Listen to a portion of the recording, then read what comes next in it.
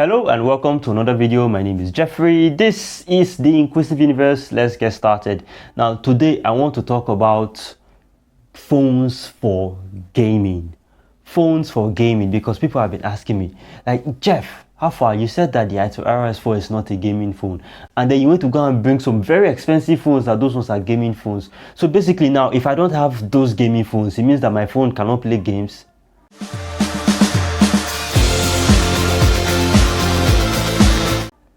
That is absolutely not what I said.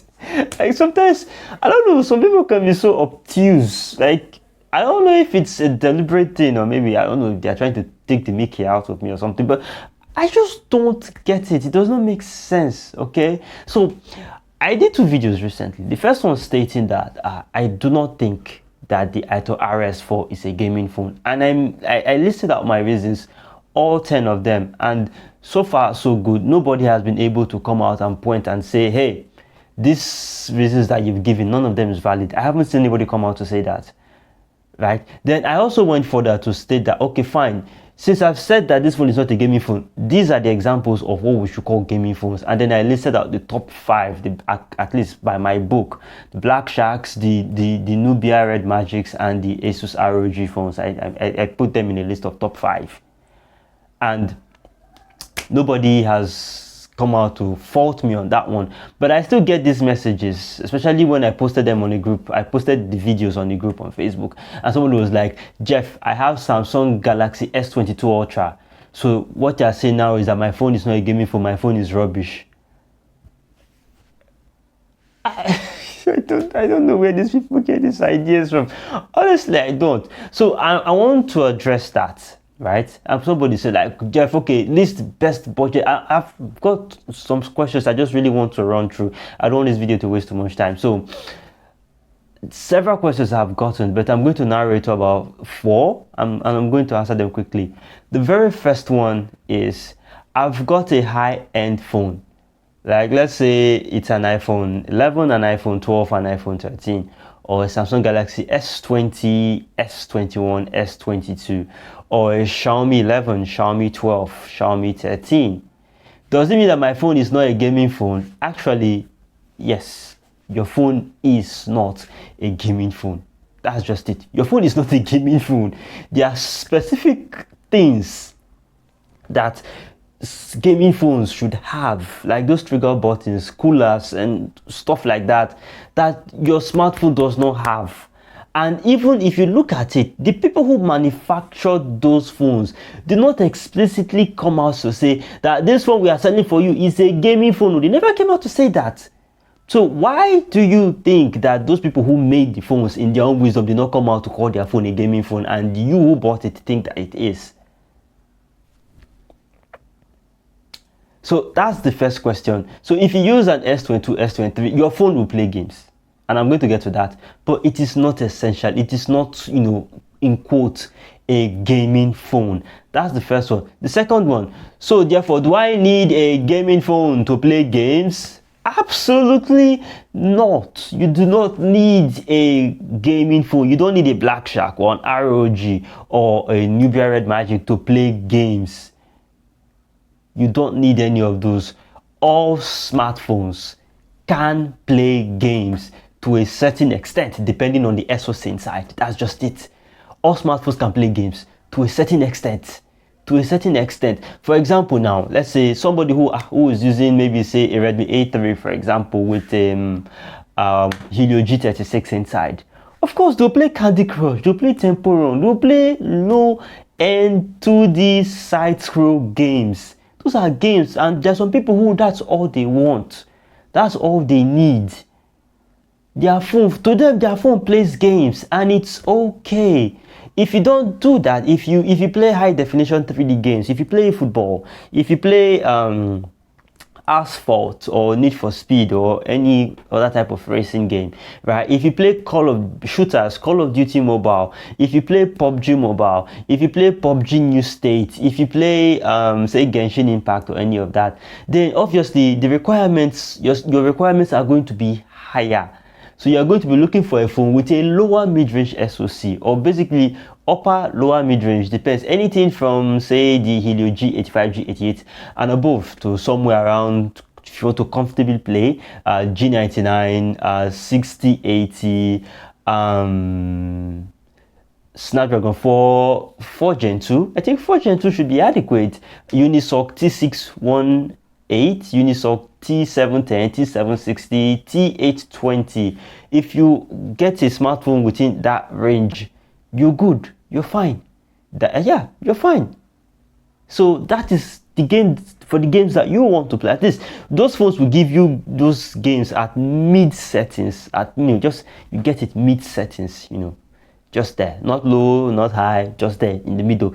If you want more, you're going to have to spend more. If you want to play Warzone like me, then you are going to make sure that your pockets are deeper, so you can dig deeper, then bring out even more. The deeper the world, the more water you can get out of it. The deeper the pocket, the more money you can get out of it. That's that.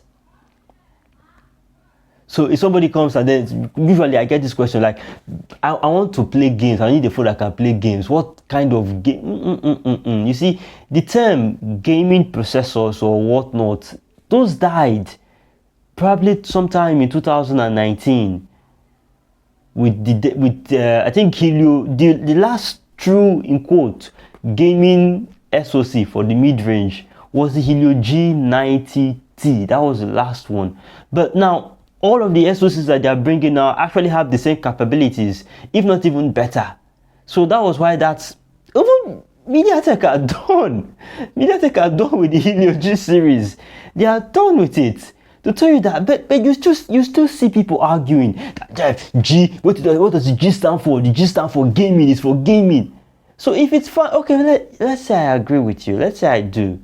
If it stands for gaming, G99 stands for gaming. So what would you then say about SoCs like say the Snapdragon 7 Gen 1, for example, that completely smokes the G99 out of the water, but it is not a quote in quotes a gaming SoC. So what would you call that? Would you call it a super gaming SoC because the performance that the Snapdragon 7 Gen 1 can produce, the G99 cannot even dream of it. We want to talk about 7 Plus Gen 2, we want to talk about 7 Plus Gen 3, you want to talk about Dimensity 8020, 8050, 8200, Exynos 1450, 1480, not 1450. You want to talk about those ones. So let's just put all of those aside. Let's just put all of these ones. Let's just keep them aside to one corner, right? It's taken away from the conversation, and it doesn't really tell good on us as a people. We're supposed to be more tech literate than this. So let me take on the last question before I end this video. Best phone for gaming. Jeff, what is the best phone for gaming? The best phone for gaming depends on 3 key factors. Number 1, what you want, the type of games you want. Number 2, the system requirements of the games that you want. Number 3, your pocket.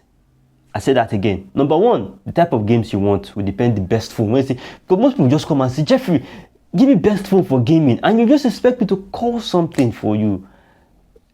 Am I experienced at that now? I don't do that anymore. Okay, best phone for game will depend on the games you want, the system requirements of that game that you want, and then 3, your pocket.